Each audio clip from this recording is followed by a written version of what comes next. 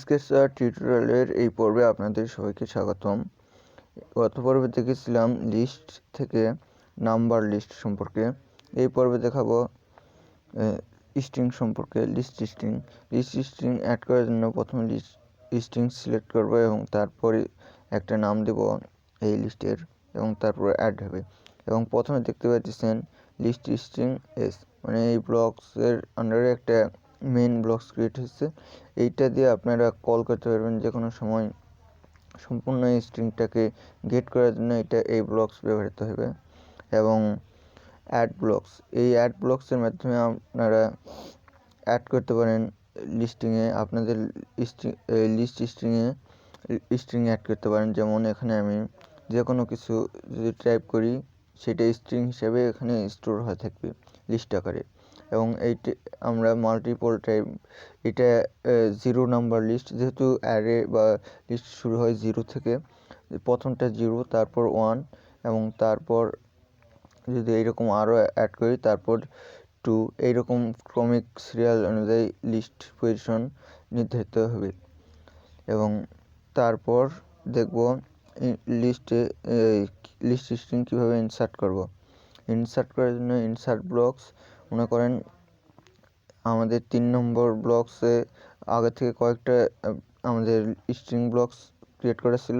এবার আমাদের প্রয়োজন ইনসার্ট করা, মানে ডাটাটাকে একটু আপডেট করতে হবে।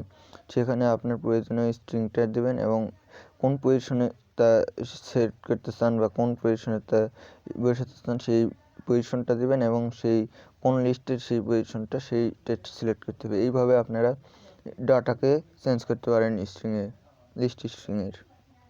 এবং তারপর গেট অ্যাড, মানে এখানে স্ট্রিং ডাটাকে কল করার জন্য এটা ব্যবহৃত হয়।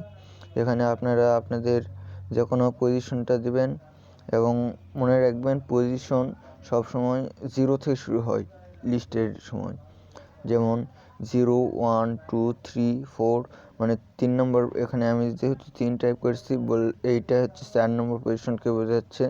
এবং কোন স্ট্রিংয়ের যে কোনো একটা স্ট্রিং আপনার যেটা ক্রিয়েট করবেন বা আপনাদের প্রয়োজনীয় যেই নাম আছে লিস্ট স্ট্রিংয়ের, সেটা আপনারা দিয়ে এই স্ট্রিং থেকে ডাটা গেট করার জন্য এই ব্লকস ব্যবহার করবেন।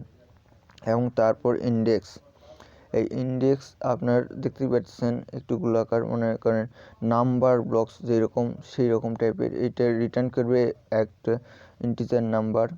যেমন এখানে আপনারা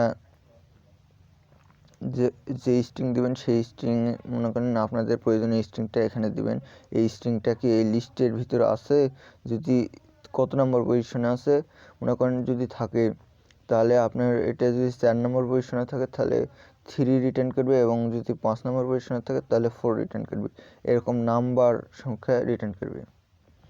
এবং তারপর লিস্ট স্ট্রিং কন্টেইন, এখানে আপনার লিস্ট স্ট্রিংয়ের নামটা সিলেক্ট করবেন এবং এই স্ট্রিংয়ে কি স্টোর আছে, আপনার যেই স্ট্রিংটা এখানে দিবেন এখানে কোনো নাম বা কোনো স্ট্রিংয়ে আপনার প্রয়োজনীয় কোনো ডাটা দেবেন, স্ট্রিং ডাটা দেবেন।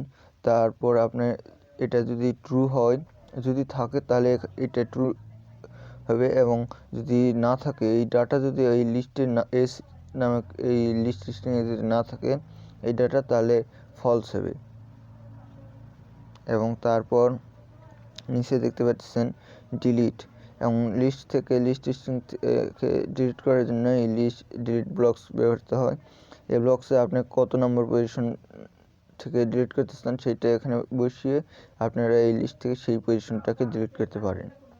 এবং তারপর লেন্থ অফ লিস্টও উপরে ইন্ডেক্স লিস্টের মতো, লিস্ট স্ট্রিংয়ের মতো এইটা রিটার্ন করবে নাম্বার। এখানে আপনার কোন লিস্টের লেন্থটাকে চাচ্ছেন, মানে লিস্টটা কত বড়, কতগুলো পজিশন আছে, সেটা এই নাম্বার রিটার্ন করবে এই ব্লকস। এবং তারপর এখানে ক্লিয়ার দেখতে পাচ্ছেন। এই ক্লিয়ার ব্লকস সম্পর্কে আগেও জেনে গেছেন যে ইতিমধ্যে, যে একটা লিস্ট বা একটা ম্যাপ বা এরকম ভ্যারিয়েবলকে ক্লিয়ার করার জন্য লিস্ট কালেকশন আকারে যে সব তথ্য থাকবে সেগুলোকে ক্লিয়ার করার জন্য এই ক্লিয়ার ব্লকস ব্যবহৃত হয়। এখানে এতে